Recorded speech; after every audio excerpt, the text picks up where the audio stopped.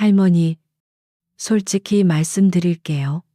이 연세까지 사셨으면 이제 그만 자식들 짐 덜어주고 편히 가실 때도 되지 않았어요.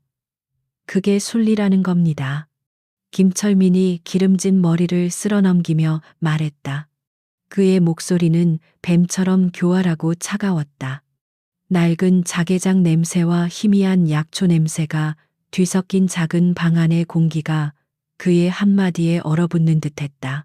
박순자 할머니의 쭈글쭈글한 손이 낡은 통장을 부서져라 움켜쥐었다. 80평생을 아끼고 모아온 삶의 증표였다. 하지만 지금 그 통장은 자신을 올가매는 쇠사슬처럼 느껴졌다. 눈앞에 번지르르한 남자는 자신이 서울중앙지검의 검사라고 했다. 함께 온 덩치 큰 청년 둘은 수사관이라고 했다. 그들은 할머니의 통장이 대규모 금융사기 사건에 연루되었다고 했다. 정말 아니에요. 나는 평생 법 없이도 살 사람이에요. 시장에서 나물 팔고 식당 허드레실에서 번 돈이 전부라고요. 할머니의 목소리는 신라처럼 떨려 나왔다. 그녀의 눈에는 공포와 혼란이 가득했다. 조금 전까지만 해도 다정하게 웃으며 할머니의 건강을 묻던 남자들이었다. 하지만 통장을 보여준 순간 그들의 눈빛은 탐욕으로 번들거리는 약탈자의 그것으로 변해 있었다. 김철민은 혀를 차며 과장된 동정심을 보였다. 할머니, 저희도 안타깝습니다. 하지만 어쩌겠습니까? 할머니 명의가 도용된 걸. 이 돈을 전부 국가에 귀속시켜서 결백을 증명하지 않으면 남은 여생을 감옥에서 보내셔야 합니다. 자식들 얼굴에 똥칠하고 싶으세요. 그는 할머니의 마지막 남은 자존심을 교묘하게 짓밟았다. 방구석에 선 덩치들은 마치 벽처럼 출입구를 막고 서 있었다. 그들의 존재 자체가 무언의 압박이었다. 낡은 괴종시계의 초침 소리만이 정적을 깨며 또렷하게 들려왔다. 할머니는 이제 저항할 기력조차 남아있지 않았다. 모든 것을 포기하려던 바로 그 순간 낡은 현관문에서 소리가 들렸다. 똑똑. 그 소리는 절망의 심연에 떨어진 작은 돌멩이 같았다. 방 안의 모든 시선이 현관문으로 향했다. 김철민의 미간이 좁혀졌다. 계획에 없던 방해였다. 그는 턱짓으로 부하 하나에게 문을 열어보라고 지시했다. 문을 연 부하는 신경질적인 표정으로 밖을 내다보았다. 문 밖에는 땀에 전 택배사 유니폼을 입고 모자를 푹 눌러 쓴 여자가 서 있었다. 그녀의 손에는 작은 택배 상자가 들려 있었다. 박순자 할머님 댁 맞으신가요? 택배입니다.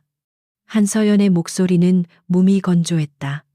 그녀는 늘 그랬듯 감정을 드러내지 않는 목소리로 자신의 용무를 밝혔다. 하지만 그녀의 눈은 모자 그늘 아래서 날카롭게 방 안을 훑고 있었다. 문을 연 남자의 위압적인 덩치, 겁에 질린 노인의 얼굴, 그리고 방 안을 채운 미묘한 긴장감. 그녀의 감각이 경고 신호를 보내고 있었다. 김철민의 부하는 귀찮다는 듯 손을 내저었다. 아, 그냥 거기 두고 가세요. 바쁘니까. 하지만 한서연은 물러서지 않았다. 본인에게 직접 전달해 드려야 하는 물품입니다. 규정이라서요. 그녀의 대답은 단호했다. 평범한 택배기사라면 그냥 문 앞에 물건을 두고 돌아섰을 것이다. 하지만 그녀는 그럴 수 없었다. 무언가 잘못되었다는 본능이 그녀의 발을 붙들고 있었다. 그녀의 고집에 김철민이 직접 나섰다. 그는 가짜 검사의 위엄을 풍기며 서연을 위아래로 훑어보았다. 땀과 먼지로 얼룩진 유니폼, 화장기 없는 얼굴, 피곤에 전 듯한 표정. 그는 속으로 코웃음을 쳤다. 어디서나 볼 수 있는 하루 벌어 하루 먹고 사는 흔한 여자일 뿐이었다. 그는 최대한 인자한 척 미소를 지었다. 기사님, 수고가 많으십니다. 저희가 지금 중요한 조사를 진행 중이라서요. 할머님께서 정신이 없으시니 물건은 저희가 대신 전달해 드리겠습니다. 그의 말은 정중했지만 그 안에는 물러서라는 분명한 경고가 담겨 있었다. 그는 서연의 손에서 택배 상자를 거의 빼앗다시피 가져가려 했다. 하지만 서연의 손은 꿈쩍도 하지 않았다. 그녀는 상자를 쥔 채로 김철민의 눈을 똑바로 응시했다. 모자 그늘 아래에서도 그녀의 눈빛은 흔들림이 없었다. 규정상 본인 확인이 필요합니다. 할머님을 직접 뵙고 서명을 받아야 합니다. 그녀의 목소리는 여전히 낮고 차분했지만 그 안에는 강철 같은 의지가 숨어 있었다. 상황을 지켜보던 박순자 할머니의 눈에 희미한 희망의 빛이 스쳤다. 저 젊은 택배기사가 자신을 구해줄지도 모른다는 작은 기대였다. 그녀는 무어라 말을 하려고 입을 열었지만 김철민의 날카로운 눈빛에 다시 입을 다물고 말았다. 그녀의 작은 희망은 순식간에 공포로 바뀌었다. 김철민의 얼굴에서 거진 미소가 사라졌다. 그의 본색이 드러나기 시작했다. 아니, 이 아가씨가 말이 안 통하네. 지금 우리가 누구고 무슨 일을 하는지 안 보여. 어디서 일개 택배기사가 검사님들 일에 끼어들어. 그의 목소리가 커지자 다른 부하 한 명도 현관으로 다가와 서연의 퇴로를 막았다. 한서연은 여전히 표정 변화가 없었다. 그녀는 주변 상황을 빠르게 인식하고 있었다. 남자, 셋. 모두 자신보다 체격이 좋다. 출입구는 막혔다. 방 안에 놓이는 인질이나 다름없다. 최악의 상황이었다. 하지만 그녀의 심장은 오히려 차갑게 가라앉았다. 수없이 겪었던 실전 상황처럼 그녀의 뇌는 가능한 모든 시나리오와 대응책을 계산하기 시작했다. 그녀의 침묵을 굴복으로 오해한 김철민은 한 발 더 다가섰다. 그의 입에서 역겨운 담배 냄새가 풍겨왔다. 좋은 말로 할 때 상자 내놓고 꺼져. 여자라고 안 봐줘. 괜히 맞기 전에 그는 서연의 어깨를 거칠게 밀치기 위해 손을 뻗었다. 그것은 이 상황에서 그가 저지른 가장 치명적인 실수였다. 서연은 그의 손이 자신의 어깨에 닿기 직전 아주 미세한 움직임으로 몸을 틀었다. 그녀의 움직임은 마치 물 흐르듯 자연스러워서 아무도 그 순간을 제대로 인지하지 못했다. 김철민의 손은 허공을 갈랐고 그는 균형을 잃고 비틀거렸다. 서연은 그 틈을 놓치지 않고 차분하게 말했다. 어르신께 폭력을 쓰시는 건가요? 경찰에 신고해야겠네요. 그녀는 마치 방금 일어난 일이 아무것도 아니라는 듯 주머니에서 휴대폰을 꺼내는 신용을 했다. 그제야 김철민과 그의 부하들은 이 여자가 보통 내기가 아니라는 것을 어렴풋이 느끼기 시작했다. 그녀의 침착함은 평범한 사람의 것이 아니었다. 위협적인 남자 셋에게 둘러싸인 상황에서도 그녀에게서는 두려움이나 당황의 기색을 전혀 찾아볼 수 없었다. 이 미친년이 김철민이 욕설을 내뱉으며 이성을 잃었다. 그의 계획이 한낱 택배기사 때문에 틀어지고 있다는 사실에 분노가 치밀었다. 그는 부하들에게 눈짓했다.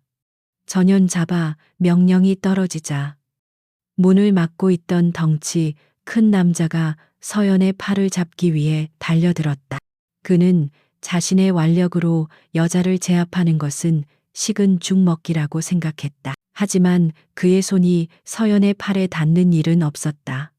서연은 한 걸음 뒤로 물러나며 몸을 낮췄다. 동시에 그녀의 발이 정광석화처럼 뻗어나와 남자의 정강이를 정확하게 가격했다.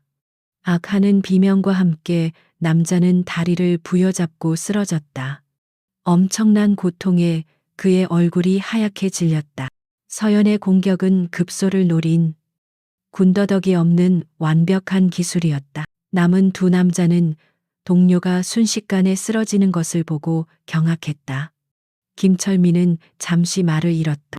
그는 자신이 무엇을 보고 있는지 믿을 수 없었다.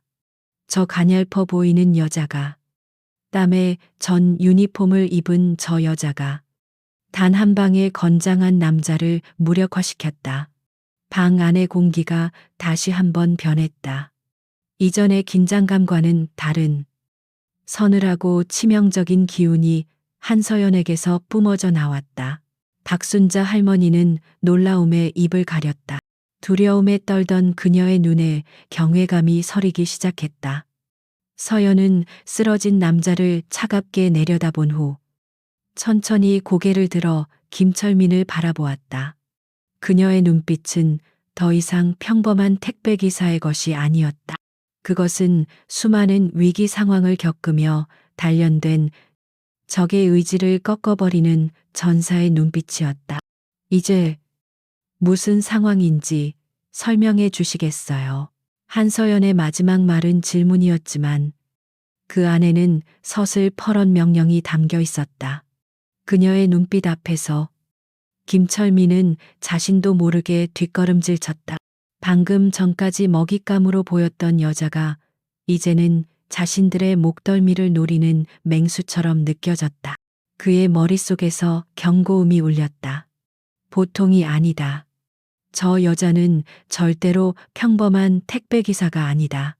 순간 서연의 감각이 극도로 예민해졌다. 방 안의 먼지 냄새, 쓰러진 남자의 거친 숨소리, 겁에 질린 노인의 희미한 흐느낌, 그리고 김철민의 눈에 떠오른 원초적인 공포. 이 모든 감각 정보가 뒤섞이며 그녀를 과거의 어느 한순간으로 데려갔다. 찰나의 순간, 그녀는 낮고 비좁은 아파트가 아닌 차가운 금속으로 뒤덮인 공간에 서 있었다. 그곳은 실제 비행기의 동체를 그대로 본떠 만든 대테러 훈련 시설이었다. 귓가에는 동료들의 제어된 호흡 소리가 들렸고 코끝에서는 화약 냄새가 맴돌았다. 검은색 특수 전투복은 몸을 옥죄었고 헬멧의 바이저 너머로 보이는 세상은 냉정하고 선명했다. 그녀는 더 이상 택배기사 한서연이 아니었다. 707 특수임무대대 최연소 공격팀장. 에코라는 호출명으로 불리던 한서연 대위였다. 에코. 목표 지점 진입 30초 전. 인질은 셋. 테러범은 5으로 추정. 이어피스를 통해 들려오는 지휘부의 목소리는 언제나처럼 건조했다. 서연은 말없이 손가락으로 수신호를 보냈다. 알파조는 좌측, 브라보조는 우측으로 내 신호에 맞춰 동시에 진입한다. 그녀의 손짓 하나에 그림자처럼 움직이는 최정예 대원들이 일사불란하게 대형을 갖췄다. 그들의 눈에는 그녀를 향한 절대적인 신뢰가 담겨 있었다. 그녀는 팀의 심장이었다. 가장 위험한 곳으로 가장 먼저 뛰어들었고 가장 냉철한 판단력으로 팀원들을 생환시켰다. 수많은 작전에서 그녀의 예측은 한 번도 빗나간 적이 없었다. 그녀는 타고난 전사였고 그 삶을 운명으로 받아들였다. 하지만 그 운명은 너무나도 잔인한 대가를 요구했다. 그녀의 뇌리에 마지막 작전의 기억이 스쳤다. 중동의 분쟁 지역, 납치된 외교관을 구출하는 임무였다. 모든 것이 계획대로 진행되는 듯했다. 하지만 적들은 예상보다 훨씬 교활했고 그들이 설치한 부비 트랩이 폭발하며 모든 것이 아수라장으로 변했다. 그녀는 자신을 구하기 위해 몸을 날린 부사수를 잃었다. 그의 마지막 눈빛. 대위님은 사셔야 합니다라는 마지막 말이 그녀의 영혼에 낙인처럼 새겨졌다. 그녀는 살았지만 살아남지 못했다. 동료의 죽음은 그녀의 심장을 갉아먹었다. 밤마다 악몽에 시달렸고 방아쇠를 당길 때마다 손이 떨렸다. 한때는 자부심이었던 살상 기술이 이제는 자신을 옥죄는 저주가 되었다. 결국 그녀는 군복을 벗었다. 세상을 지킨다는 명분 아래 행해지는 폭력의 순환고리에서 벗어나고 싶었다. 가장 평범하고 가장 눈에 띄지 않는 삶을 살고 싶었다. 그래서 택배기사가 되었다. 매일 아침 동이 트기 전에 일어나 물류 창고로 향했다. 산더미처럼 쌓인 택배 상자들을 분류하고 무거운 카트를 끌며 가파른 언덕을 오르내렸다. 육체는 고됐지만 정신은 오히려 평온했다. 땀 흘려 일하고 사람들에게 물건을 전해주고 고맙습니다 라는 말을 듣는 단순한 일상, 그 속에서 그녀는 조금씩 치유받고 있었다. 그녀는 배송 지역의 모든 것을 외우고 있었다. 어느 집 개가 사나운지, 어느 골목길이 지름길인지, 어느 집 할머니가 늘 폐지를 모으시는지. 박순자 할머니도 그중 한 분이었다.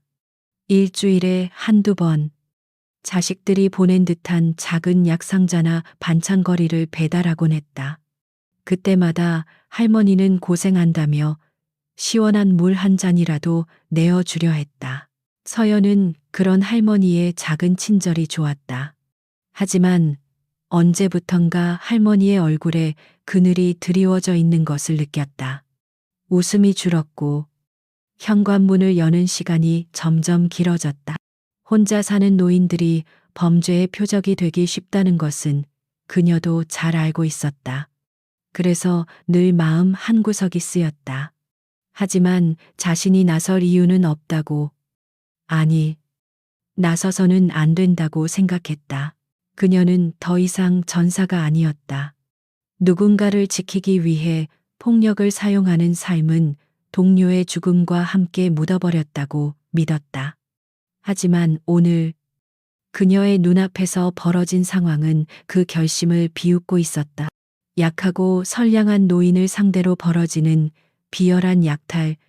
이것은 그녀가 군복을 벗으며 외면하고자 했던 세상의 추악한 민낯이었다. 설명해 주시겠어요? 현재로 돌아온 서연이 다시 한번 나직하게 물었다. 그녀의 눈빛은 한층 더 차가워져 있었다. 과거의 편린들이 스쳐 지나가며 그녀 안에 잠들어 있던 무언가가 깨어났다. 그것은 동료를 잃은 슬픔도 전장에 대한 공포도 아니었다. 그것은 불의를 목격했을 때 심장이 먼저 반응하던 지울 수 없는 군인의 본능이었다. 김철민은 그녀의 기세에 눌려 침을 꿀꺽 삼켰다. 그는 남은 부하와 눈짓을 주고받았다. 저 여자를 혼자서는 감당할 수 없다. 둘이 동시에 덤벼들어야 한다. 그는 결심을 굳히고 소리쳤다. 뭘 봐. 이 새끼야. 같이 덤벼. 그의 외침을 신호로 멀쩡히 서 있던 부하가 의자를 집어들고 서연에게 달려들었다. 김철민 역시 허리춤에서 무언가를 꺼내려 했다. 하지만 그들의 움직임은 훈련된 서연의 눈에는 슬로우 모션처럼 보였다. 의자를 휘두르며 달려오는 남자의 공격 궤적, 무게 중심, 다음 행동까지 완벽하게 예측되었다. 그녀는 큰 움직임 없이 상체만 살짝 비틀어 의자를 피했다. 동시에 달려드는 남자의 손목을 낚아채고 팔꿈치 관절을 꺾어버렸다. 우드득하는 끔찍한 소리와 함께 남자의 팔이 비정상적인 각도로 돌아갔다. 크아악 비명이 방 안을 가득 채웠다. 서연은 고통으로 몸부림치는 남자를 그대로 앞으로 밀어버렸다. 그는 허리춤에서 단검을 꺼내려던 김철민과 그대로 부딪혀 함께 나뒹굴었다. 순식간에 두 명의 건장한 남자가 그녀의 손에 무력화된 것이다. 박순자 할머니는 눈앞에서 벌어지는 광경을 차마 믿을 수 없었다. 늘 말없이 택배만 전해주고 가던 피곤해 전 얼굴의 젊은 여자가 아니었다. 그녀는 마치 잘 짜인 안무처럼 혹은 무자비한 폭풍처럼 적들을 제압하고 있었다. 그 움직임에는 한치의 망설임도 불필요한 동작도 없었다.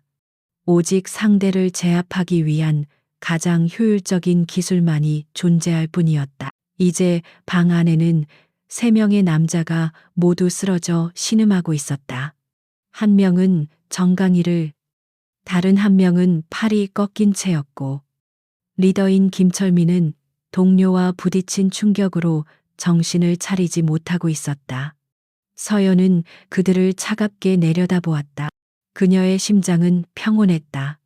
마치 매일 하던 훈련의 일부를 마친 것처럼 그녀는 자신이 원치 않던 모습으로 돌아온 것을 깨달았다.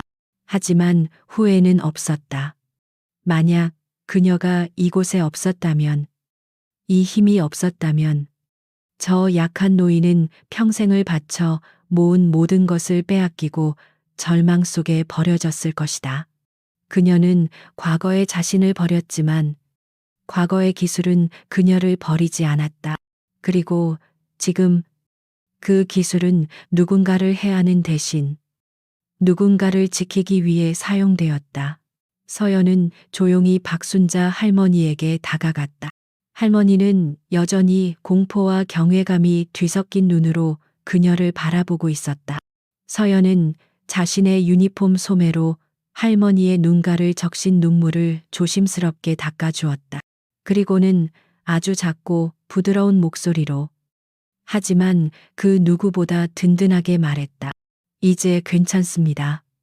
할머니, 다 끝났어요. 그 한마디에 할머니는 긴장이 풀리며 아이처럼 울음을 터뜨렸다. 박순자 할머니의 울음소리가 방 안의 정적을 채웠다. 그것은 공포와 서러움, 그리고 마침내 찾아온 안도감이 뒤섞인 소리였다. 한서연은 말없이 할머니의 등을 토닥여 주었다. 그녀의 손길은 투박했지만 그 안에는 깊은 위로의 마음이 담겨 있었다. 바닥에 쓰러져 신음하는 세 남자는 이제 배경처럼 느껴졌다. 그들의 존재감은 서연의 압도적인 평온함 앞에서 완전히 지워져 버렸다. 몇 분 후 할머니의 울음이 잦아들자 서연은 조심스럽게 그녀를 부축해 낡은 소파에 앉혔다. 할머니, 놀라셨죠? 이제 정말 괜찮아요. 제가 다 처리할게요. 그녀는 할머니에게 따뜻한 물 한 잔을 가져다 주었다. 할머니는 여전히 떨리는 손으로 찻잔을 받아들며 경이로운 눈으로 서연을 바라보았다. 저 평범한 아가씨가 대체 누구일까? 서연은 잠시 숨을 고른 후 바닥에 널브러진 남자들을 향해 돌아섰다. 그녀의 눈빛은 다시 차갑고 이성적으로 변했다. 단순히 제압하는 것만으로는 부족했다. 이들이 다시는 이런 짓을 하지 못하도록, 그리고 이들의 배후까지 확실하게 처리해야 했다. 그녀의 머릿속은 다음 행동 계획으로 빠르게 움직였다. 그녀는 조용히 현관 밖으로 걸어 나갔다. 잠시 후 그녀는 자신의 배송용 카트를 끌고 다시 집 안으로 들어왔다. 남자들은 그녀가 무기를 찾으러 갔다고 생각하며 공포에 질렸다. 하지만 그녀가 카트에서 꺼내든 것은 칼이나 총이 아니었다. 그것은 택배 상자를 포장할 때 쓰는 아주 흔한 노란색 박스 테이프였다. 남자들은 의아한 표정을 지었다. 저걸로 뭘 하려는 거지? 서연은 아무 말 없이 팔이 꺾인 남자의 멀쩡한 다른 팔을 등 뒤로 돌렸다. 그리고는 박스 테이프를 능숙하게 감기 시작했다. 찍찍 하는 테이프 뜯어지는 소리가 방 안에 섬뜩하게 울려 퍼졌다. 그녀의 손놀림은 한치의 오차도 없이 빠르고 정확했다. 마치 수십 년간 포장만 해온 장인 같았지만 그 방식은 일반적인 포장과는 거리가 멀었다. 그녀는 남자의 손목, 팔꿈치, 어깨를 완벽하게 고정시키는 방식으로 테이프를 감았다. 이것은 군 시절 포로를 결박하거나 부상당한 동료의 팔을 고정시킬 때 사용하던 특수 결박술이었다. 박스 테이프는 그녀의 손에서 훌륭한 구속 장비로 변모했다. 남자는 비명을 지르며 저항하려 했지만 테이프가 몇 겹으로 감기자 그의 몸은 조각상처럼 굳어버렸다. 그녀는 똑같은 방식으로 다른 두 남자도 차례로 결박했다. 정강이를 다친 남자는 다리를, 리더인 김철민은 두 팔을 등 뒤로 완벽하게 묶였다. 마지막으로 그녀는 세 남자를 한데 모아 서로의 몸을 테이프로 엮어버렸다. 마치 흉측한 현대미술 조형물 같은 모습이었다. 이제 그들은 혼자서는 절대 빠져나올 수도 움직일 수도 없게 되었다. 이 모든 과정은 5분도 채 걸리지 않았다.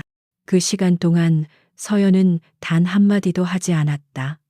그녀의 침묵과 기계적인 정확성은 남자들에게 신체적인 고통보다 더 큰 굴욕감과 공포를 안겨주었다.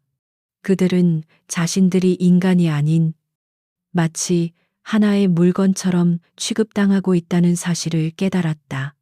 제목에 담긴 박스 테이프로 묶이고 나서야 알았다는 문장이 현실이 되는 순간이었다. 모든 조치를 마친 서연은 주머니에서 자신의 스마트폰을 꺼내 112에 전화를 걸었다. 네, 경찰이죠. 강도 신고입니다. 주소는 네. 노인 한 분을 상대로 3명이 예. 제가 제 앞에서 묶어두었습니다.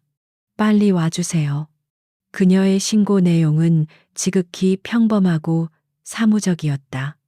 마치 교통사고를 신고하는 목격자처럼 담담했다. 전화를 끊자 굴욕감에 이성을 잃은 김철민이 발악하기 시작했다. 야, 너 미쳤어. 우리가 누군지 알고 이래. 이거 안 풀어.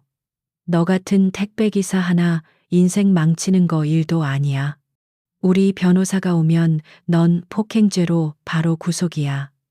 그의 목소리에는 여전히 자신이 상황을 통제할 수 있다는 오만이 배어 있었다. 그는 자신의 뒤에 거대한 조직이 있다는 사실을 믿고 있었다. 서연은 그의 발악을 무시했다. 하지만 그의 말은 그녀에게 한 가지 사실을 다시금 상기시켰다. 이들은 단순한 좀도둑이 아니다. 조직적으로 움직이는 범죄 집단이다.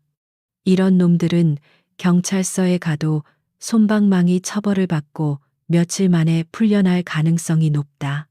그리고 나면 분명 박순자 할머니에게 보복하려 들 것이다.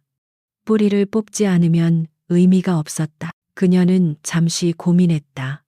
다시 그 시끄럽고 위험한 세상에 발을 들이고 싶지 않았다. 조용히 평범하게 살고 싶다는 소망이 그녀를 망설이게 했다. 하지만 눈앞에서 벌벌 떨고 있는 할머니의 얼굴을 보자 그녀의 망설임은 눈 녹듯 사라졌다. 그녀는 이 선량한 노인을 지켜야 할 책임이 있었다. 그것은 군인의 본능 이전에 한 인간으로서의 도리였다. 결심을 굳힌 그녀는 유니폼 안쪽 주머니에 손을 넣었다. 그곳에서는 최신 스마트폰이 아닌 구형 이지 폴더폰이 나왔다. 전원을 켜자 투박한 흑백 화면이 나타났다. 전화번호부에는 단 하나의 번호만이 저장되어 있었다. 삼촌. 그녀는 통화 버튼을 눌렀다. 신호음이 2번 울리기도 전에 상대방이 전화를 받았다. 수화기 너머로 낮고 권위 있는 목소리가 들려왔다. 나다. 단 한마디였지만 그 안에는 모든 것을 꿰뚫어 보는 듯한 힘이 실려 있었다. 서연은 자세를 바로잡고 군인 시절의 말투로 보고를 시작했다. 저 에코입니다. 그 순간 그녀의 목소리와 분위기가 완전히 바뀌었다. 더 이상 지친 택배기사가 아니었다. 최정예 부대원의 날카로움과 절도가 되살아났다. 위치 좌표 전송했습니다. 현 시간부로 작전 지역의 통제를 요청합니다. 보이스피싱을 주력으로 하는 조직화된 범죄 세포 발견. 규모는 미확인. 정밀 소독이 필요할 것으로 판단됩니다. 그녀의 용어는 군사 작전에서나 쓰이는 암호였다. 정밀 소독은 단순한 체포가 아닌 관련 조직 전체를 뿌리까지 파헤쳐 와해시키라는 의미였다. 수화기 너머의 삼촌, 즉 윤 장군은 잠시 침묵했다. 그는 서연이 왜 다시 전화를 걸어왔는지, 그녀가 어떤 심정으로 이 보고를 하는지 즉시 파악했다. 알았다. 5분 내로 지원팀이 도착한다. 현장을 보존하고 민간인 피해를 최소화하도록. 그리고 복귀한 걸 환영한다. 한 대위. 그의 마지막 말에는 딱딱한 명령 속에 희미한 온기가 묻어 있었다. 통화가 끝나자 서연은 폴더폰을 닫았다. 김철민은 그들의 대화를 알아들을 수 없었지만 에코라는 호출명과 한 대위라는 마지막 말을 똑똑히 들었다. 그의 얼굴에서 핏기가 가시기 시작했다. 대위 군인 그는 무언가 아주 잘못되었다는 것을 직감했다. 눈앞의 여자는 그냥 좀 싸움을 잘하는 택배 기사가 아니었다. 그는 자신이 건드려서는 안 될 존재를 건드렸다는 사실을 뒤늦게 깨달았다. 너 대체 정체가 뭐야? 김철민의 목소리가 공포로 떨렸다. 서연은 대답 대신 창밖을 바라보았다. 멀리서 사이렌 소리가 들려오기 시작했다. 하지만 그 소리는 평범한 경찰차의 사이렌이 아니었다. 낮고 묵직하게 울리는 여러 대의 차량 소리가 뒤섞여 있었다. 마치 도시 전체를 뒤흔드는 거대한 행렬처럼 그 소리는 점점 더 빠르고 가깝게 다가오고 있었다. 정의는 이제 막 도착한 것이 아니었다. 심판이 오고 있었다. 사이렌 소리는 점점 더 커져 하나의 거대한 음파, 장벽처럼 동네 전체를 감쌌다. 동네의 개들이 짖기 시작했고 조용한 오후의 평화를 즐기던 주민들이 무슨 일인가 싶어 하나둘 창밖으로 고개를 내밀었다. 하지만 그들이 목격한 것은 동네 순찰차의 모습이 아니었다. 낡은 빌라 앞 좁은 골목길을 가득 메운 것은 번호판까지 검은색으로 칠해진 위압적인 세단의 행렬이었다. 차문이 열리고 약속이라도 한 듯 검은 정장을 입은 남자들이 조용히 내렸다.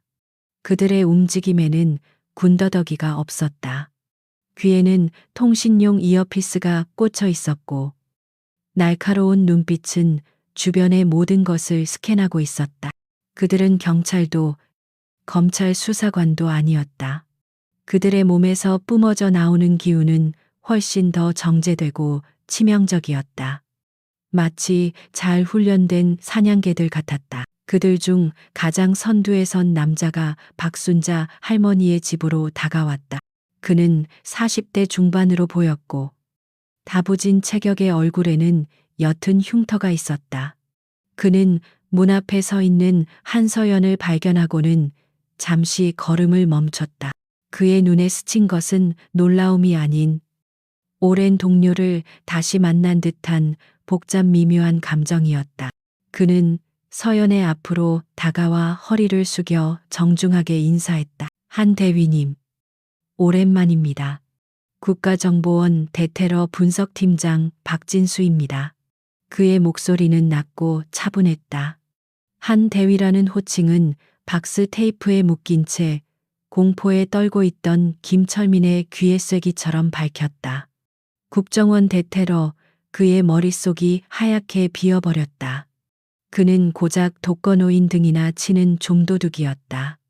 어쩌다가 나라를 지키는 괴물들을 건드리고 만 것인가. 서연은 담담하게 그의 인사를 받았다. 박 팀장님, 여기까지 직접 오실 줄은 몰랐습니다. 그녀의 목소리는 다시 감정이 없는 택배기사의 그것으로 돌아와 있었다. 하지만 박진수 팀장은 그녀의 위장을 꿰뚫어 보고 있었다. 장군님의 호출이었습니다. 에코의 신호는 최우선 대응 사항이니까요. 현장 상황은 어떻습니까? 마치 현장 지휘권을 이양하듯 서연은 간결하게 보고했다.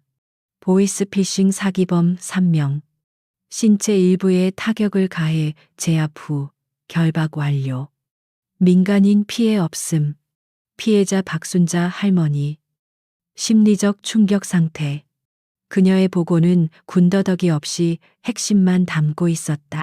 박 팀장은 고개를 끄덕이며 뒤따라온 팀원들에게 손짓했다. 팀원들은 일사불란하게 움직였다. 2명은 집 안으로 들어가 묶여있는 사기범들을 확인하고 증거물을 수집하기 시작했다. 다른 2명은 폴리스 라인을 설치하며 주변 민간인들의 접근을 통제했다. 그들의 전문적이고 신속한 움직임에 구경 나왔던 동네 사람들은 겁을 먹고 다시 집으로 들어갔다. 이 사건이 자신들이 상상하던 차원의 일이 아님을 직감했기 때문이다. 바로 그때 뒤늦게 도착한 동네 파출소 순찰차 한 대가 멈춰섰다. 차에서 내린 젊은 경찰관 2명은 눈앞의 광경에 어리둥절한 표정을 지었다. 자신들이 신고를 받고 출동했는데 현장은 이미 정체불명의 검은 양복들에게 장악되어 있었다. 그들은 어색하게 다가와 박진수 팀장에게 신분을 물었다. 실례지만 누구신데 현장을 통제하고 계십니까? 박진수 팀장은 품 안에서 신분증을 꺼내 보여주었다. 파란색 바탕에 금색 국정원 마크가 선명했다. 젊은 경찰관들의 얼굴이 하얗게 질렸다. 국가안보와 관련된 사안입니다. 지금부터 이 사건은 저희가 전담합니다. 관할서에는 협조 공문을 발송할 예정이니 철수해 주시기 바랍니다. 그의 목소리는 부드러웠지만 거절을 허용하지 않는 단호함이 있었다. 경찰관들은 아무 말 못하고 서로의 얼굴만 쳐다보다가 결국 경례를 붙이고 조용히 차를 돌렸다. 모든 상황이 정리되는 동안 서연은 박순자 할머니의 곁을 지키고 있었다. 국정원 요원들은 할머니에게 최대한 정중하게 행동했지만 그들의 존재 자체가 할머니에게는 또 다른 공포였다. 서연은 할머니의 손을 잡고 조용히 속삭였다. 할머니, 저 사람들은 나쁜 사람들 잡으러 온 제 옛날 직장 동료들이에요. 이제 아무 걱정 안 하셔도 돼요. 서연의 따뜻한 말에 할머니는 조금씩 안정을 되찾았다. 박진수 팀장은 증거물 수집을 마친 요원에게 사기범들을 연행하라고 지시했다. 요원들은 박스 테이프를 커터칼로 조심스럽게 끊어낸 후 세 남자의 손에 수갑을 채웠다. 김철민은 연행되어 나가면서 마지막으로 서연을 돌아보았다. 그의 눈에는 더 이상 오만함이나 분노가 없었다. 오직 이해할 수 없는 존재를 마주한 원초적인 공포와 체념만이 가득했다. 그는 이제야 깨달았다. 자신은 그저 좀도 둑질을 하다가 우연히 잠자는 용의 꼬리를 밟은 것이 아니었다. 이 모든 것은 처음부터 거대한 그물이었고 자신은 그 안에 걸려든 미물에 불과했다. 저 여자. 한서연은 그 그물을 움직이는 거미줄의 중심이었다. 그는 자신이 어떤 조직을 상대로 싸워왔는지, 그리고 앞으로 자신의 운명이 어떻게 될지 생각하자 온몸의 피가 차갑게 식는 것을 느꼈다. 박진수 팀장은 떠나기 전 서연에게 다가왔다. 한 대위님, 신분 노출에 위험이 있었습니다. 당분간 저희 쪽에서 신변 보호팀을 붙이겠습니다. 하지만 서연은 고개를 저었다. 아닙니다. 제가 조용히 살고 싶어서 나온 곳입니다. 저들 때문에 제 일상을 망치고 싶지 않습니다. 배후만 확실히 처리해 주십시오. 그것이 제 유일한 부탁입니다. 그녀의 단호한 태도에 박 팀장은 더 이상 권유하지 않았다. 그는 그녀가 어떤 사람인지 잘 알고 있었다. 한번 결정한 것은 절대 바꾸지 않는 강인한 의지의 소유자라는 것을 알겠습니다. 장군님께는 제가 잘 말씀드리겠습니다. 그리고 피해자 할머님께는 저희 심리 안정팀이 방문하여 필요한 모든 조치를 제공할 것입니다. 걱정하지 마십시오. 검은 세단들이 소리 없이 골목을 빠져나갔다. 언제 그런 소동이 있었냐는 듯 동네는 다시 평소의 고요함을 되찾았다. 박순자 할머니는 국정원에서 나온 상담 요원들의 보호를 받으며 안정을 취하고 있었다. 모든 것이 제자리를 찾아가는 듯 했다. 서연은 자신의 임무가 끝났다고 생각하며 한쪽에 세워두었던 택배 카트를 향해 걸어갔다. 하지만 그녀의 발걸음은 무거웠다. 그녀는 자신의 두 손을 내려다보았다. 이 손은 무거운 택배 상자를 나르며 굳은 살이 박인 평범한 노동자의 손이었다. 하지만 불과 1시간 전, 이 손은 단 몇 분 만에 건장한 남자 셋을 제압하고 국가정보기관을 움직였다. 그녀는 자신이 벗어나려 했던 과거로부터 결코 자유로울 수 없다는 사실을 다시 한번 깨달았다. 과거는 그림자처럼 언제나 그녀의 등 뒤에 서 있었다. 한서연이 낡은 동네의 평화를 되찾고 있을 무렵 서울의 심장부, 강남의 한 오피스텔 최상층에서는 전혀 다른 종류의 침묵이 흐르고 있었다.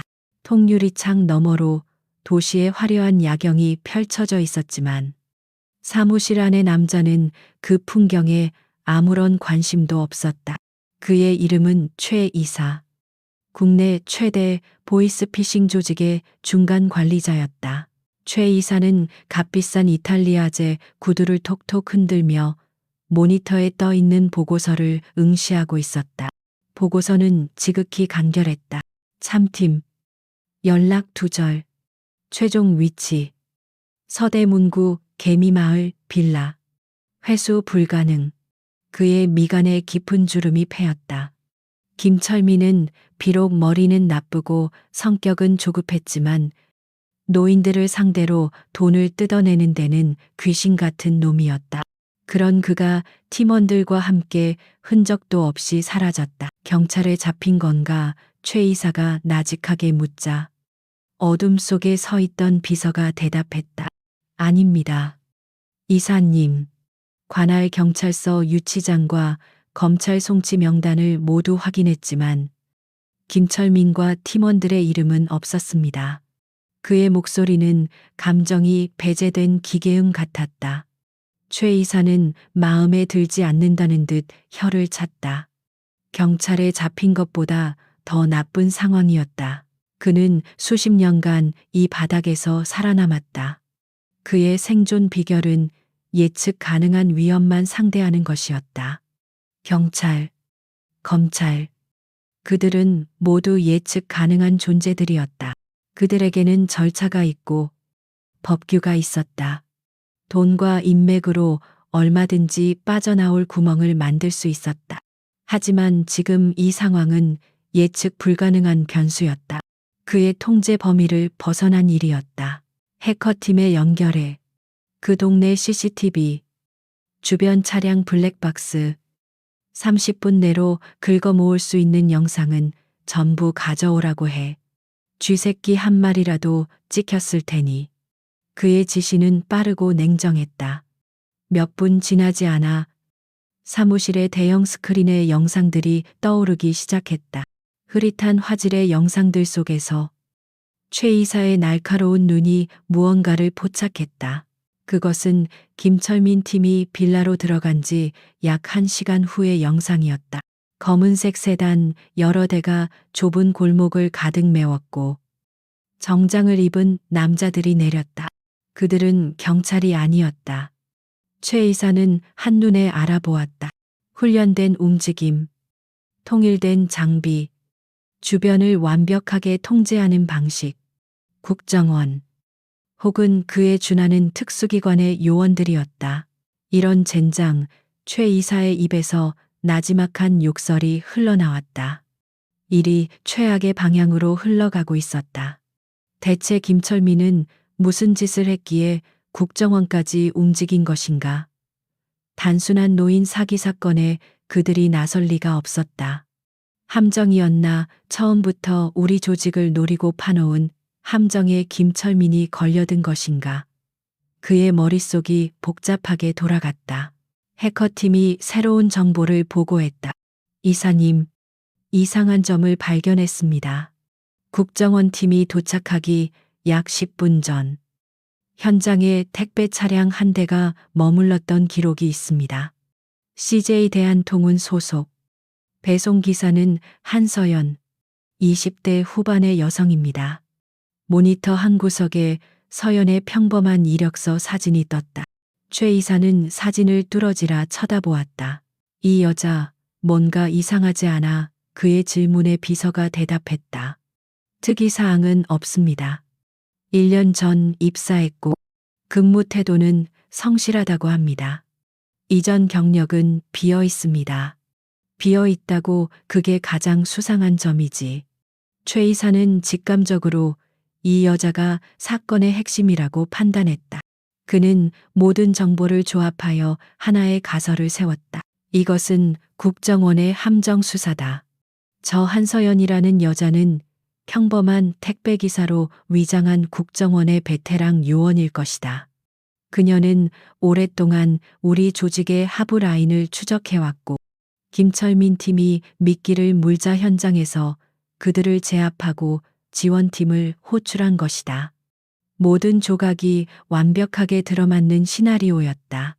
상식적으로 여자 택배기사 혼자서 건장한 남자 셋을 제압하고 국정원을 호출한다는 것은 불가능한 일이었으니까 그 여자의 현재 위치는 지금도 평소처럼 배송 업무를 하고 있는 것으로 파악됩니다. 최 이사의 입가에 냉소가 어렸다. 꼬리를 잡혔다고 생각하니 오히려 마음이 편해졌다. 예측 불가능한 변수가 아니라 제거해야 할 적으로 목표가 명확해졌기 때문이다. 그는 이 기회에 국정원에게 강력한 경고를 보내기로 마음먹었다. 우리를 건드리면 어떻게 되는지 똑똑히 보여줘야 했다. 그는 해외에 있는 총책임자에게 전화를 걸어 상황을 보고하고 자신의 계획을 승인받았다. 네, 회장님, 염려 마십시오.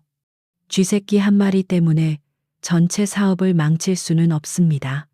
조용하고 깨끗하게 처리하겠습니다. 전화를 끄는 최 이사는 비서에게 명령했다. 우리 청소팀에게 연락해. 목표는 한 명. 흔적을 남기지 말라고 전해. 다음 날, 개미마을에는 다시 평화로운 아침이 찾아왔다. 한서연은 여느 때와 같이 자신의 구역에서 택배 카트를 끌고 있었다. 어제의 소동은 마치 꿈처럼 느껴졌다. 박순자 할머니는 어젯밤 국정원에서 마련해준 안전한 곳으로 옮겨졌다. 이제 이 동네에서 그녀를 위협할 존재는 사라졌다. 그녀는 다시 평범한 일상으로 돌아갈 수 있을 거라고 생각했다. 하지만 그녀의 몸은 속일 수 없었다. 그녀의 감각은 여전히 최고 경계 태세를 유지하고 있었다. 평소에는 무심코 지나쳤을 모든 것들이 새롭게 인식되었다. 골목 어귀에 평소와 다른 위치에 주차된 낯선 검은색 승용차, 길 건너편에서 신문을 보는 척하며 자신을 힐끗거리는 남자, 옥상에서 빨래를 넣는 척하며 자신의 동선을 주시하는 시선. 그들은 아마추어가 아니었다. 그들의 시선과 움직임에는 미세한 살기가 담겨 있었다. 서연은 자신이 거대한 소용돌이의 중심에 휘말렸음을 깨달았다. 어제의 사건은 끝이 아니었다. 그것은 단지 시작에 불과했다. 그녀는 조용한 삶을 원했지만 세상은 그녀를 내버려 두지 않았다. 그녀를 향한 보이지 않는 역습이 이미 시작되고 있었다. 그녀는 배송할 다음 상자를 집어들며 싸늘하게 가라앉는 자신의 심장을 느꼈다. 전쟁은 이제부터였다. 등 뒤에 꽂히는 시선은 하나가 아니었다. 한서연은 숨을 들이마실 때마다 공기 중에 섞인 미세한 살기를 느낄 수 있었다.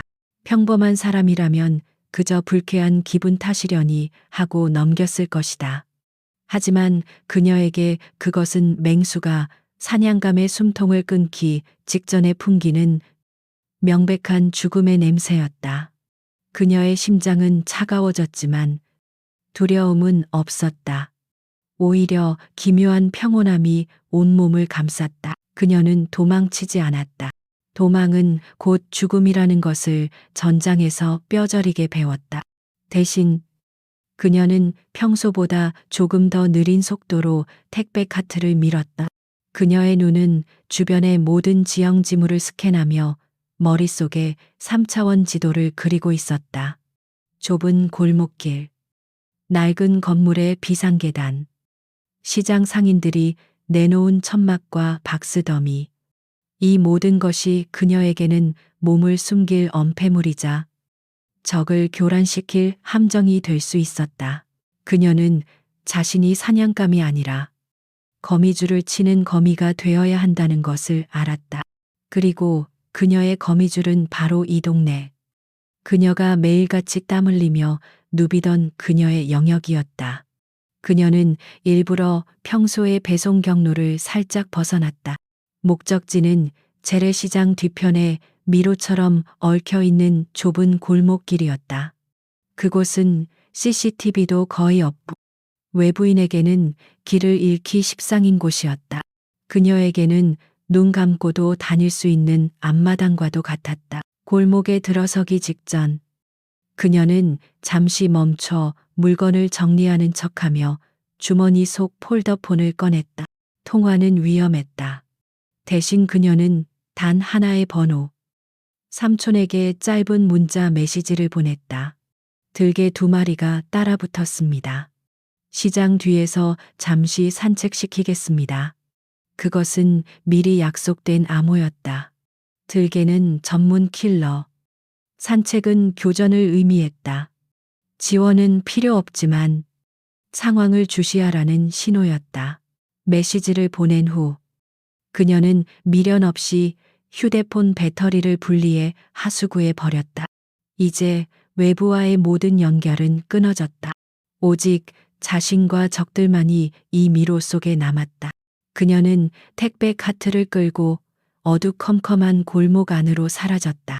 그녀가 사라지자 등산객 복장을 한 남자와 통신설비 기사처럼 보이는 남자가 양쪽에서 나타나 조용히 그녀의 뒤를 따랐다. 그들은 프로였다. 골목 안은 생선, 비린내와 젖은 쓰레기 냄새가 뒤섞여 코를 찔렀다. 서연은 익숙한 냄새 속에서 오히려 안정감을 느꼈다. 그녀는 코너를 돌자마자 카트에서 가장 무거운 상자 하나를 꺼내 바닥에 내려놓았다. 그리고는 카트를 옆으로 쓰러뜨려 길을 막았다. 그녀의 움직임에는 망설임이 없었다. 이제 평범한 택배기사 한서연은 없었다. 오직 생존을 위해 싸우는 전사. 에코만이 존재했다. 뒤따라오던 남자들이 코너를 돌았다. 그들은 쓰러진 카트를 보고 잠시 멈칫했다. 목표물이 자신들의 추적을 눈치챘다는 신호였다. 등산객 복장의 남자가 동료에게 수신호를 보내며 조심스럽게 카트 쪽으로 다가갔다. 바로 그 순간 그의 머리 위로 검은 그림자가 덮쳤다. 서연이 골목 벽에 쌓여 있던 낡은 맥주 상자 더미를 발로 차 무너뜨린 것이다. 와르르 하는 소음과 함께 플라스틱 상자들이 남자의 머리 위로 쏟아졌다. 남자가 비명을 지르며 상자 더미에 파묻히는 사이 서연은 이미 반대편에 있던 통신기사 복장의 남자에게 달려들고 있었다. 그는 동료가 당하는 것을 보고 허리춤에서 단검을 꺼내려 했다. 하지만 서연의 움직임이 훨씬 빨랐다.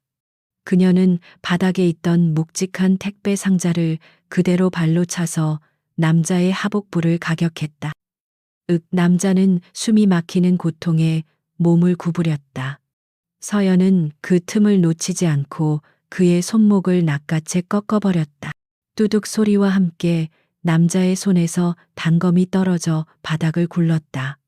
서연은 떨어진 단검을 발로 걷어차 어둠 속으로 날려보낸 후 남자의 목덜미를 가격해 그대로 기절시켰다.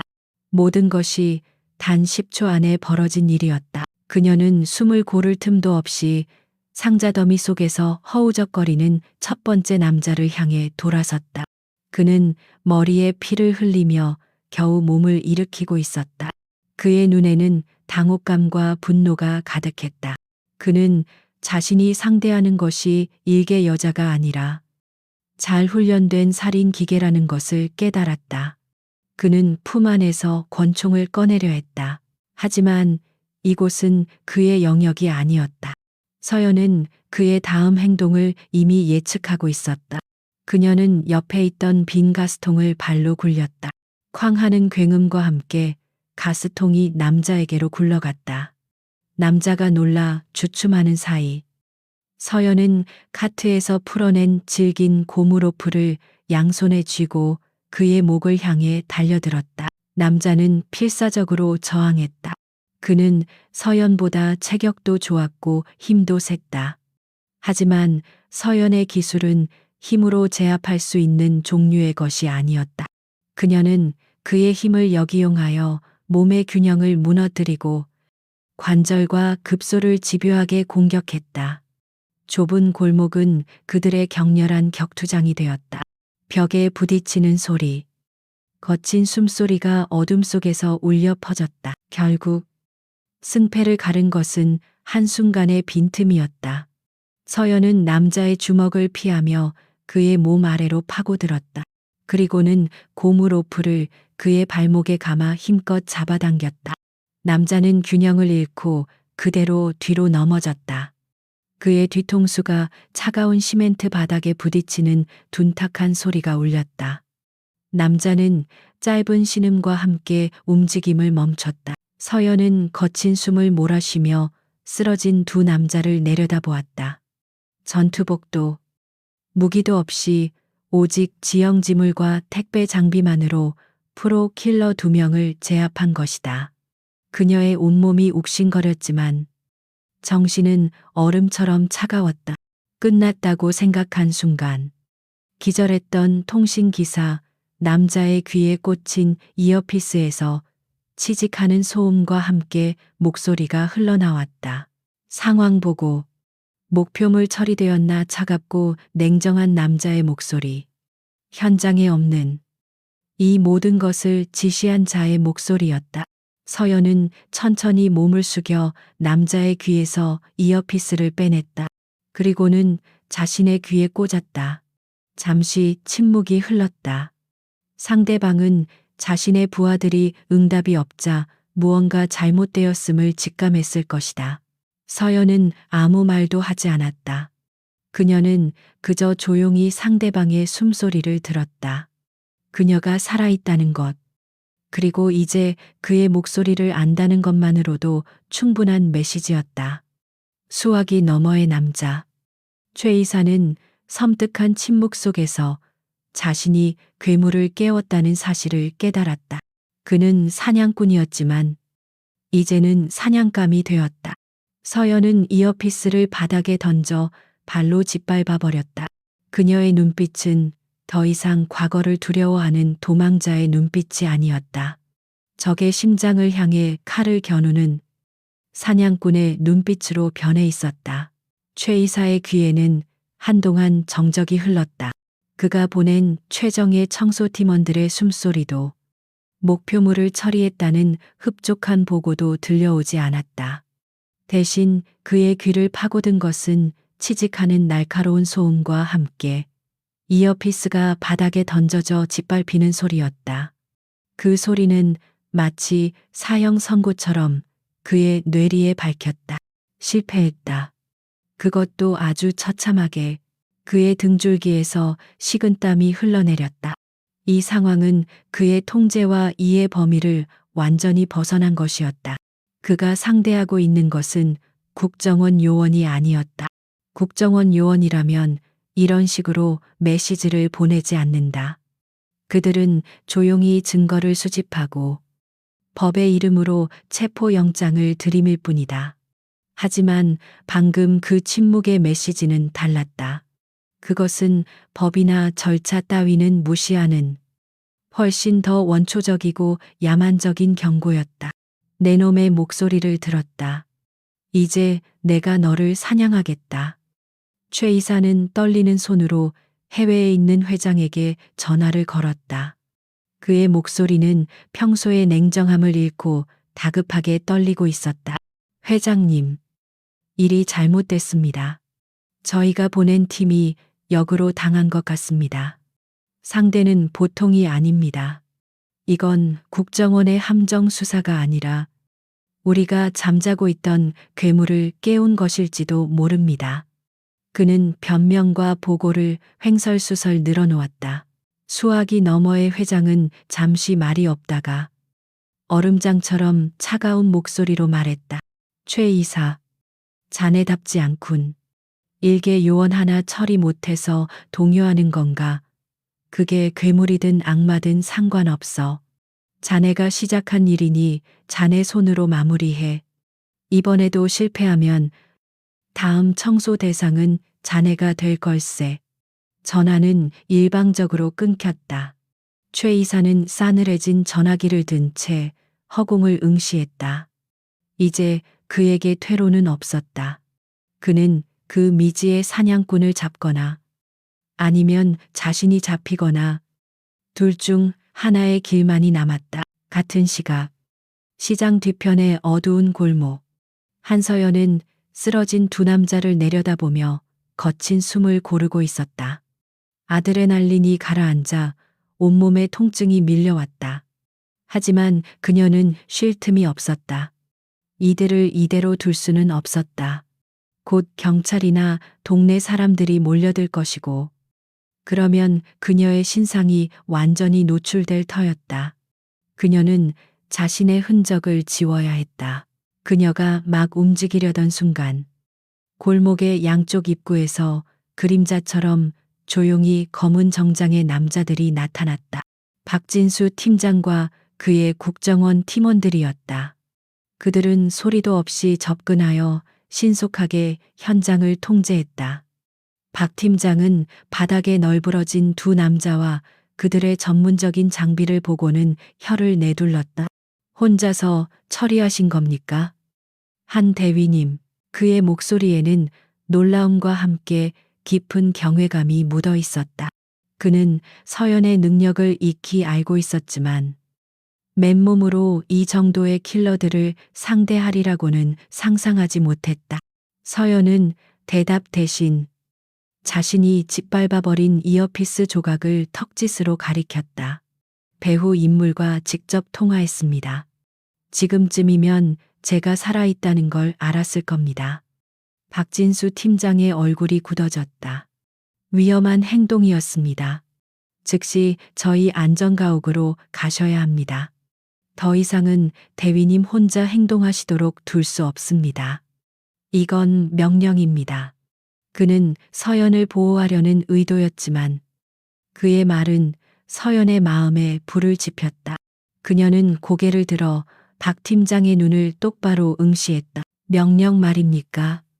팀장님, 저는 이미 군을 떠난 민간인입니다. 그리고 저들은 제 직장, 제 동네까지 찾아와 저를 죽이려고 했습니다. 이제 이건 국가의 임무가 아니라 제 생존이 걸린 싸움입니다. 그녀의 목소리는 낮았지만 그 안에는 결코 꺾을 수 없는 강철 같은 의지가 담겨 있었다.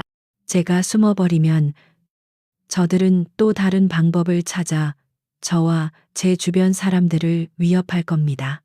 방어는 끝났습니다. 이제부터는 역공입니다. 역공이라니요, 대체 무슨 생각입니까? 박 팀장이 당황하며 물었다. 서연은 자신의 계획을 차분하게 설명했다. 저를 미끼로 쓰십시오. 저는 평소처럼 택배기사로 일할 겁니다. 저들은 반드시 다시 저에게 접근해 올 겁니다. 그때 제가 놈들을 유인하면 팀장님은 놈들의 본거지를 치는 겁니다. 제가 놈들의 시선을 끄는 동안 여러분은 뱀의 머리를 자르는 겁니다. 그것은 지극히 위험하고 무모한 작전이었다. 사실상 그녀 혼자서 전체 범죄 조직의 화력을 감당하겠다는 말이나 다름없었다. 박진수 팀장은 단호하게 고개를 저었다. 절대 허가할 수 없습니다. 대위님을 그런 위험에 빠뜨릴 수는 없습니다. 이건 장군님의 뜻이기도 합니다. 그는 서연을 설득하려 했지만 그녀의 눈빛은 조금도 흔들리지 않았다. 바로 그때 박 팀장의 주머니에서 휴대폰이 진동했다. 발신인은 장군님이었다. 박 팀장은 잠시 서연을 바라보다가 스피커폰으로 전화를 받았다. 충성. 팀장 박진수입니다. 수화기 너머로 윤 장군의 묵직한 목소리가 들려왔다. 한 대위와 함께 있나? 네. 그렇습니다. 장군님. 한 대위에게 전화 바꿔주게. 박 팀장은 말없이 서연에게 휴대폰을 건넸다. 서연은 잠시 망설이다가 휴대폰을 받아들었다. 오랜만입니다. 장군님, 몸은 괜찮나? 한 대위. 보고 드릴 만큼 다치지는 않았습니다. 그들의 대화는 짧고 건조했지만 그 안에는 오랜 세월 함께한 군인들만의 깊은 유대감이 녹아 있었다. 윤 장군은 잠시 침묵하다가 입을 열었다. 자네의 생각, 박 팀장에게 모두 들었다. 여전히 무모하고 여전히 제멋대로군. 그 성격은 하나도 변하지 않았어. 그의 목소리에는 희미한 웃음기가 섞여 있었다. 하지만 자네의 판단이 틀린 적이 없다는 것도 내가 가장 잘 알지. 좋다. 자네의 작전을 승인한다. 박 팀장이 옆에서 놀라 소리쳤다. 장군님, 윤 장군은 그를 제지했다. 대신 조건이 있다. 한 대위, 자네는 더 이상 혼자가 아니다. 박 팀장의 팀은 이제부터 자네의 지원팀이다. 자네는 현장 지휘관으로서 그들을 지휘하게 될 거야. 자네의 안전은 국가의 자산이자 나 개인의 책임이다. 명심하도록. 그것은 사실상의 현장 복귀 명령이었다.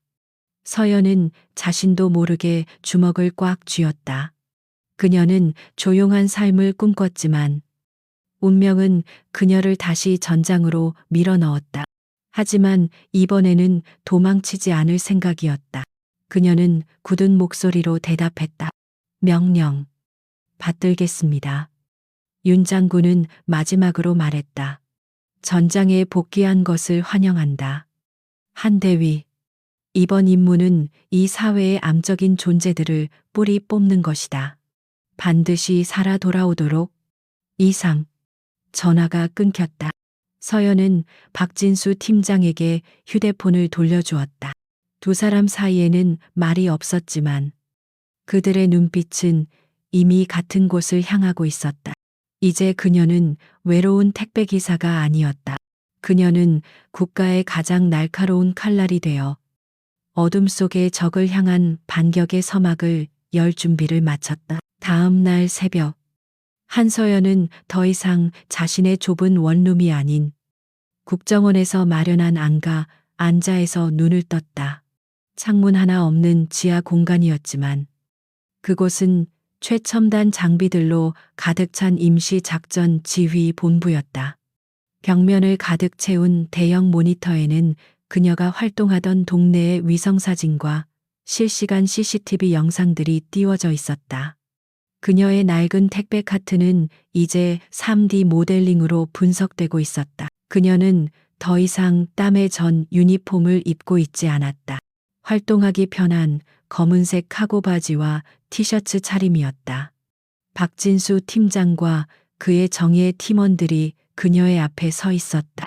어제까지만 해도 그녀를 보호 대상으로 여겼던 그들의 눈빛은 이제 그녀를 지휘관으로 인정하는 존경심으로 바뀌어 있었다. 그들은 전설로만 듣던 에코의 귀환을 목격하고 있었다. 작전 브리핑을 시작하겠습니다. 서연의 목소리가 지휘 본부의 정적을 깼다.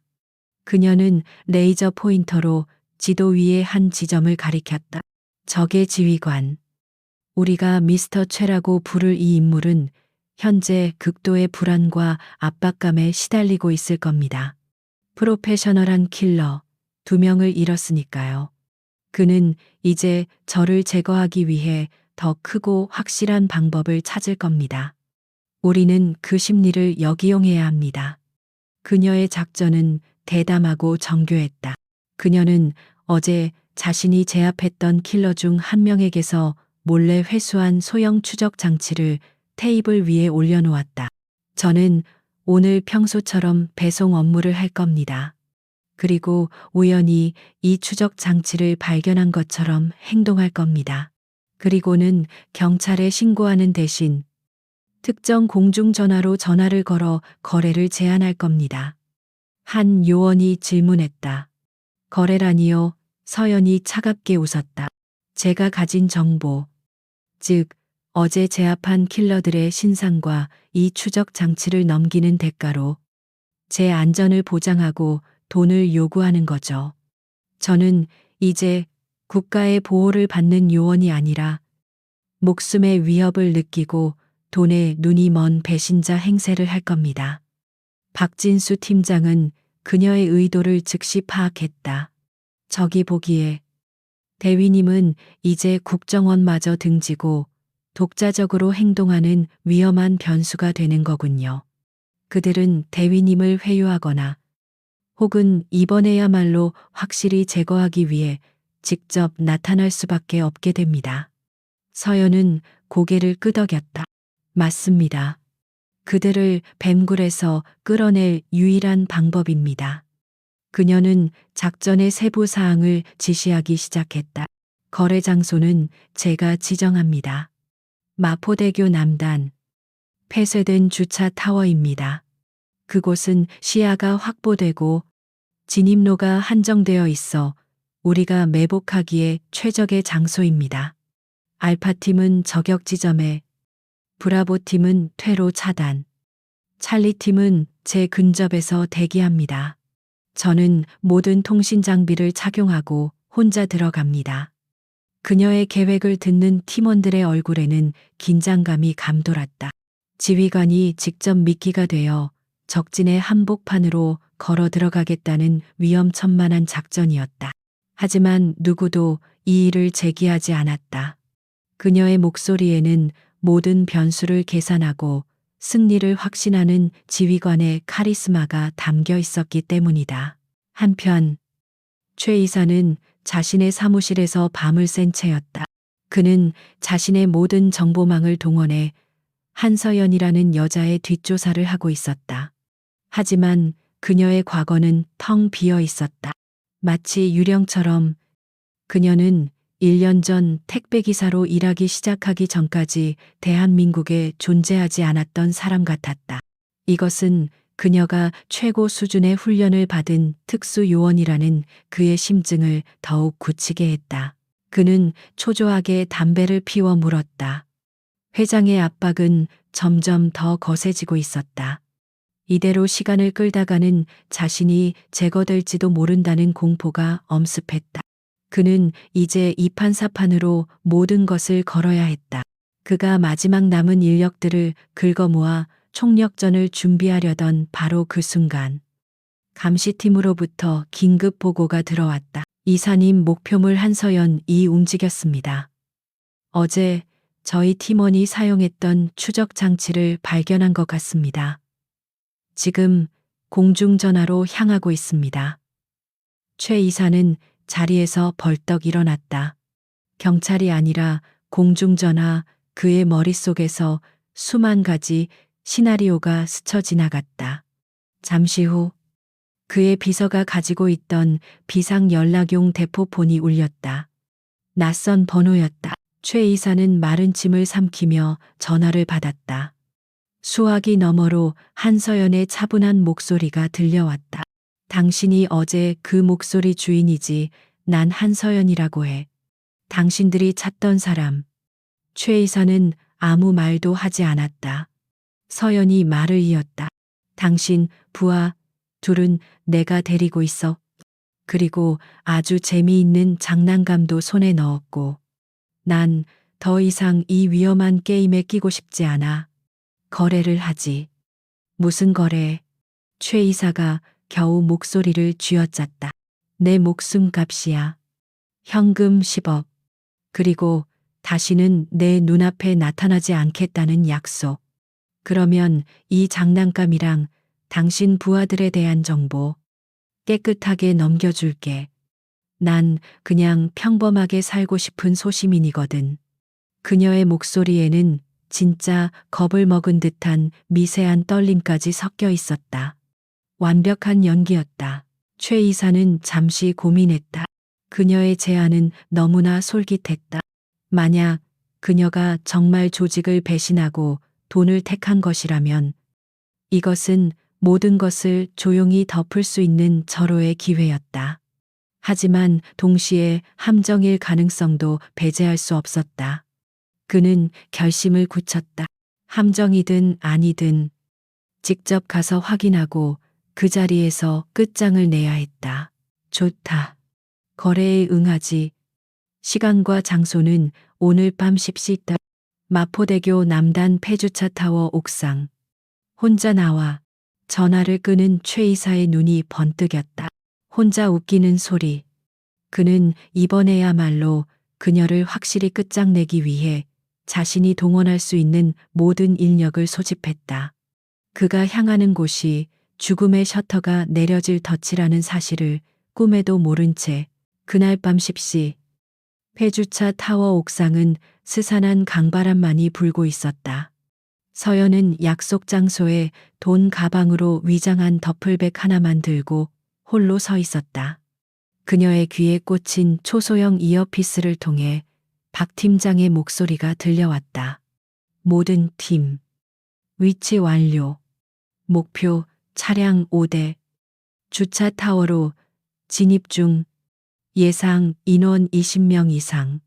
중화기로 무장했을 가능성 있음. 서연의 심장은 고요했다. 그녀는 마치 마지막 공연을 앞둔 배우처럼 자신의 역할을 수행할 준비를 마쳤다.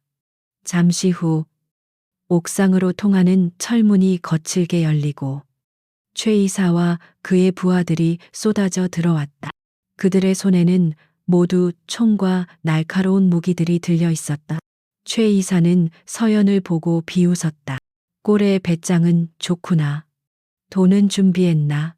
서연은 아무 말 없이 더플백을 그의 발치에 던졌다.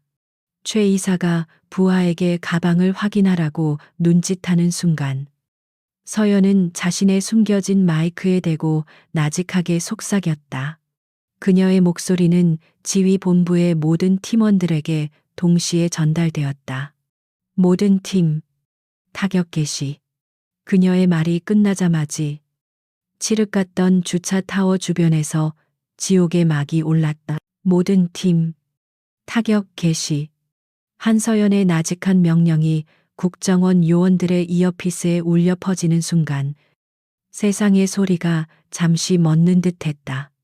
최 이사가 비웃음을 채 거두기도 전에 주차 타워에서 약 500m 떨어진 맞은편 빌딩 옥상에서 한 줄기 섬광이 번쩍였다. 퍽 하는 둔탁한 소리와 함께 최 이사의 바로 옆에 서 있던 부하의 손에서 권총이 터져나가며 밤하늘로 솟구쳤다. 알파팀 저격수의 총알은 사람을 겨냥하지 않았다. 그것은 오직 위험만을 정밀하게 제거하는 외과 수술용 메스였다. 손에 엄청난 충격을 받은 부하가 비명을 지르며 나뒹굴었다. 동시에 옥상의 조명등 하나가 핑 하는 파열음과 함께 터져나가며 주변을 전술적인 어둠 속으로 밀어넣었다. 혼돈은 그렇게 시작되었다. 매복이다, 저격수다, 최 이사의 부하들이 당황하여 소리치며 엄폐물을 찾기 시작했다. 그들은 자신들이 압도적인 화력으로 목표물 하나를 사냥하러 왔다고 생각했지만 현실은 정반대였다. 그들 자신이 거대한 덫의 중심에 갇힌 사냥감이었다. 최 이사는 창백해진 얼굴로 옥상 출입구를 향해 소리쳤다. 퇴각해, 빨리 여기서 빠져나가. 하지만 퇴로는 이미 존재하지 않았다. 주차 타워의 유일한 입구와 출구는 육중한 장갑 뺀 2대가 가로막고 있었다. 브라보 팀이었다.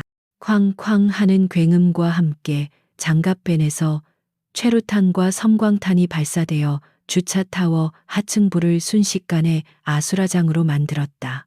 차에서 대기하던 조직원들은 방향 감각을 잃고 콜록거리며 쓰러지기 시작했다. 옥상에서는 찰리 팀이 움직이기 시작했다. 어둠 속에서 옥상 구조물들 뒤에 숨어있던 검은 그림자들이 소리 없이 나타났다. 그들은 유령처럼 움직이며 흩어져 있는 조직원들을 향해 돌진했다. 그들의 손에 들린 것은 살상용 총기가 아니었다. 고압 전류가 흐르는 테이저건과 고무탄을 사용하는 비살상용 샷건. 그리고 극한으로 단련된 맨손 격투술이었다. 그 앞, 조직원들의 비명이 옥상 곳곳에서 터져 나왔다. 그들은 수적으로 우세했지만 체계적인 훈련을 받은 국정원 최정예 요원들 앞에서는 오합지졸에 불과했다. 요원들은 2인 1조로 움직이며 서로의 사각을 엄호하고 신속하고 무자비한 기술로 적들을 하나씩 무력화시켰다. 이것은 싸움이 아니라 일방적인 진압 작전이었다. 이 모든 혼란의 중심에서 한서연은 오직 한 사람만을 노려보고 있었다. 바로 최 이사였다. 부하들이 쓰러져 나가는 것을 보며 공포에 질려 뒷걸음질 치는 남자.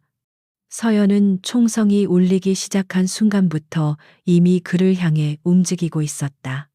그녀는 전장의 포식자였다. 그리고 최 이사는 그녀의 유일한 먹잇감이었다. 최 이사는 마지막 발악으로 품 안에서 권총을 꺼내 서연을 향해 겨눴다. 하지만 그의 손은 공포로 덜덜 떨리고 있었다. 오지마, 이 괴물 같은 년. 오지마, 그가 방아쇠를 당기려는 순간 서연은 그의 시야에서 사라졌다. 그녀는 바닥을 구르듯 자세를 낮춰 그의 총구 아래를 파고들었다. 최 이사의 눈에 서연의 모습이 다시 들어왔을 때 그녀는 이미 그의 코앞에 있었다. 서연은 그의 손목을 꺾어 총을 빼앗아 던져버리고 다른 손으로는 그의 명치를 정확하게 가격했다. 컵. 최 이사는 숨을 토해내며 무릎을 꿇었다. 서연은 그의 머리채를 잡아 끌어올려 자신의 눈과 마주하게 했다. 그녀의 눈에는 어떠한 감정도 담겨 있지 않았다. 너 대체 정체가 뭐야? 최 이사가 피를 토하며 물었다. 서연은 그의 귓가에 얼음장처럼 차가운 목소리로 속삭였다. 내가 무시하고 짓밟으려 했던 사람들. 나는 그들의 이름으로 온 심판이야. 그녀는 최 이사의 턱에 마지막 충격을 가해 완전히 의식을 잃게 만들었다. 조직의 머리 역할을 하던 남자는 그렇게 허무하게 쓰러졌다. 작전 개시 5분 후. 주차타워 옥상에는 더 이상 서 있는 조직원이 없었다. 국정원 요원들이 쓰러진 자들에게 수갑을 채우고 현장을 정리하고 있었다. 박진수 팀장이 서연에게 다가와 경례를 붙였다. 작전 완료 보고 드립니다. 지휘관님, 아군, 피해, 전무, 적 전원 생포 완료했습니다. 그의 얼굴에는 감출 수 없는 경탄의 빛이 서려 있었다. 잠시 후 의식을 차린 최 이사가 요원들에게 끌려가며 서연을 향해 악을 썼다. 내년 정체를 말해. 국정원이냐 기무사냐 대체 어디 소속이냐고. 그는 자신이 국가기관의 거대한 작전에 걸려든 것이라고 믿고 싶었다.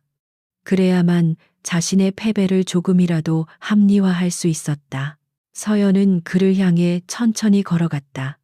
그리고는 그의 눈을 똑바로 보며 아주 평범하고 나직한 목소리로 말했다.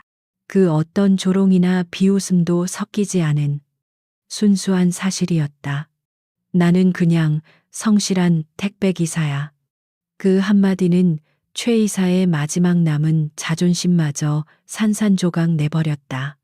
그는 자신이 하찮게 여겼던 이름 없는 민초의 손에 모든 것을 잃었다는 사실에 절망하며 끌려갔다. 모든 것이 끝난 것처럼 보였다. 하지만 박진수 팀장의 표정은 그리 밝지 않았다. 그는 최 이사의 사무실에서 확보한 노트북 한 대를 들고 서연에게 다가왔다. 지휘관님, 이걸 보셔야겠습니다. 노트북 화면에는 복잡한 암호화 프로그램이 띄워져 있었다. 그리고 그 너머에는 단 한 사람과의 대화 기록이 남아 있었다. 회장님이라고 불리는 자와의 대화였다. 대화 내용은 충격적이었다. 이번 보이스피싱 건은 단순한 사기가 아니라 해외에 기반을 둔 거 대범죄 카르텔의 자금 세탁 창구 중 하나였다. 최 이사는 그저 중간 관리자에 불과했다. 진짜 몸통은 아직 바다 건너편에 있었다. 박 팀장이 무거운 목소리로 말했다. 히드라의 머리 하나를 잘랐을 뿐입니다. 아직 진짜 괴물은 살아 있습니다. 서연은 노트북 화면을 응시했다. 화면 속 회장님이라는 아이디는 마치 그녀를 비웃는 것처럼 깜박이고 있었다. 그녀는 조용한 삶을 되찾기 위해 싸웠지만 싸움은 그녀를 더 깊고 어두운 심연으로 이끌고 있었다. 그녀는 알 수 있었다. 이 전쟁은 아직 끝나지 않았다. 이제 막 2라운드가 시작되었을 뿐이다. 사건이 있고 며칠 후 한서연은 남산 깊숙한 곳에 위치한 국가정보원 본부의 한 회의실에 앉아 있었다. 삭막한 회색 벽으로 둘러싸인 공간이었지만 그녀의 앞에는 대한민국에서 가장 강력한 권력을 쥔 두 남자가 앉아 있었다. 박진수 팀장, 그리고 휠체어를 탄 채 직접 회의에 참석한 윤 장군이었다. 그녀의 옛 상관이자 아버지 같은 존재였다. 테이블 위에는 이번 작전으로 확보한 방대한 양의 자료들이 펼쳐져 있었다. 최 이사의 노트북에서 시작된 정보의 흐름은 거대한 빙산의 일각에 불과했다. 국정원 최고의 해커들이 달라붙어 암호를 해독한 결과 전 세계를 무대로 활동하는 거대 범죄 카르텔의 실체가 드러나고 있었다. 마약, 무기 밀매, 인신매매, 그리고 그 모든 더러운 돈을 세탁하는 창구가 바로 보이스피싱 조직이었다. 윤 장군이 무거운 입을 열었다. 한 대위 덕분에 우리는 수십 년간 암약해온 적의 꼬리를 잡을 수 있었네. 이번 작전에서 자네가 보여준 능력과 판단력은 현역 시절을 능가했어. 자네는 여전히 국가의 가장 날카로운 칼날이야. 그의 목소리에는 자부심과 함께 짙은 아쉬움이 묻어 있었다. 그는 서연이 왜 군을 떠나야 했는지 누구보다 잘 알고 있었다. 그는 서류 한 장을 서연의 앞으로 밀었다. 국가안보회의의 결정일세. 자네를 특별 복직시키고 이 카르텔을 전담할 새로운 해외 작전팀의 팀장으로 임명하겠다는 제안이야. 필요한 모든 인력과 장비, 지원을 아끼지 않겠네. 자네에게 빚을 갚을 기회를 주고 싶네. 국가가 그것은 모든 것을 되돌릴 수 있는 거부할 수 없는 제안처럼 보였다. 박진수 팀장을 비롯한 모두의 시선이 그녀에게 쏠렸다. 그녀가 당연히 제안을 받아들일 것이라고 믿어 의심치 않았다. 그녀는 전설적인 요원이었고 적은 바로 눈앞에 있었다. 그녀가 돌아오지 않을 이유는 없었다. 하지만 서연은 잠시 눈을 감고 과거를 떠올렸다. 동료의 마지막 숨소리, 피비린내 나는 전장, 그리고 악몽으로 지새우던 수많은 밤들. 그녀는 천천히 눈을 떴다. 그녀의 눈빛은 더 이상 흔들리지 않았다. 평온하고 단단했다. 그녀는 윤 장군을 똑바로 바라보며 조용하지만 분명한 목소리로 말했다. 거절하겠습니다. 장군님. 회의실의 공기가 순간 얼어붙었다. 박 팀장이 놀라 그녀를 쳐다보았다. 윤 장군만이 아무 말 없이 그녀의 다음 말을 기다리고 있었다. 저의 전쟁은 이미 끝났습니다.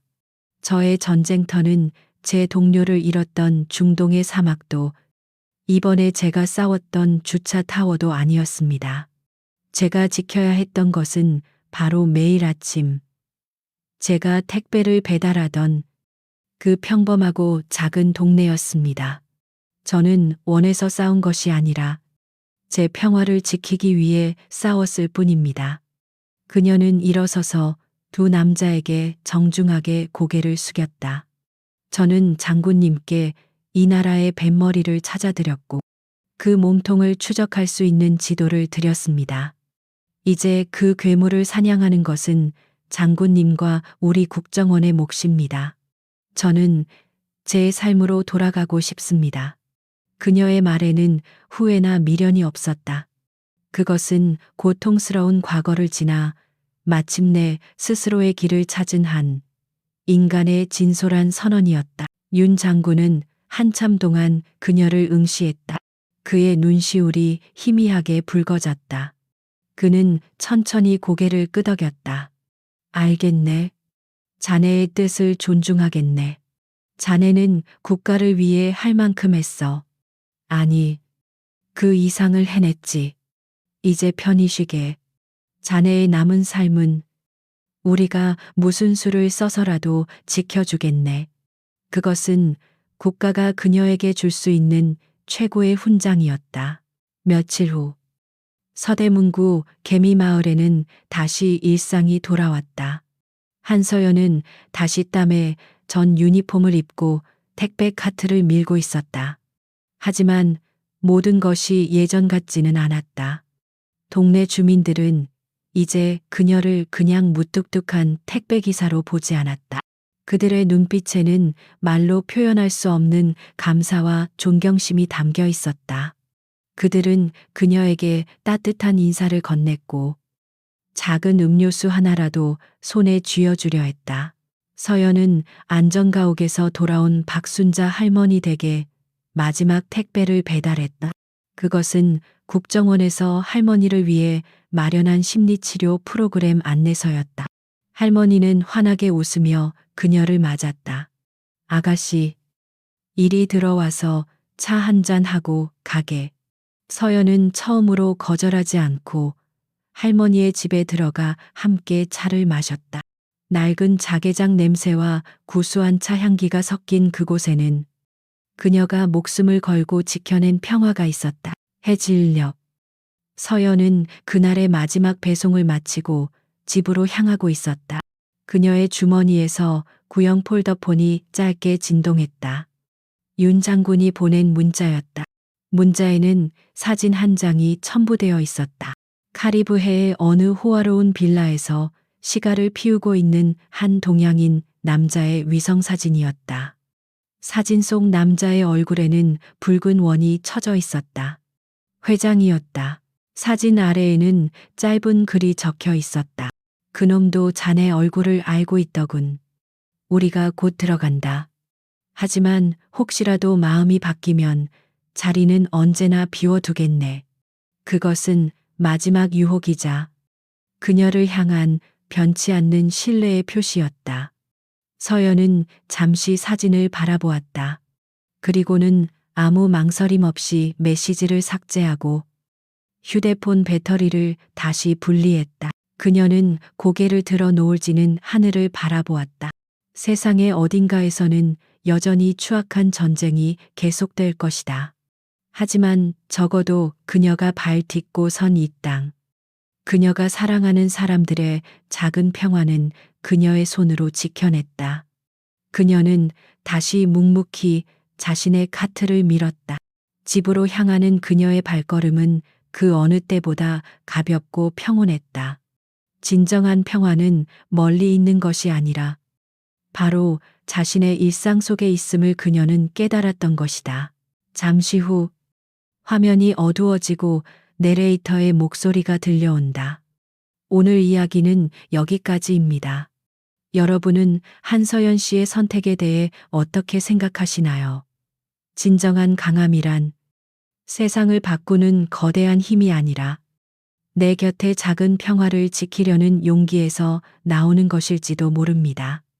여러분의 일상 속에도 자신만의 방식으로 소중한 것을 지키는 숨은 영웅들이 존재할 겁니다. 오늘 이야기가 여러분의 마음에 작은 사이다 같은 시원함을 드렸다면 좋아요와 구독 버튼을 꼭 눌러주세요. 여러분의 응원은 저희에게 큰 힘이 됩니다. 다음 주 더 통쾌하고 흥미진진한 이야기로 다시 찾아뵙겠습니다. 감사합니다.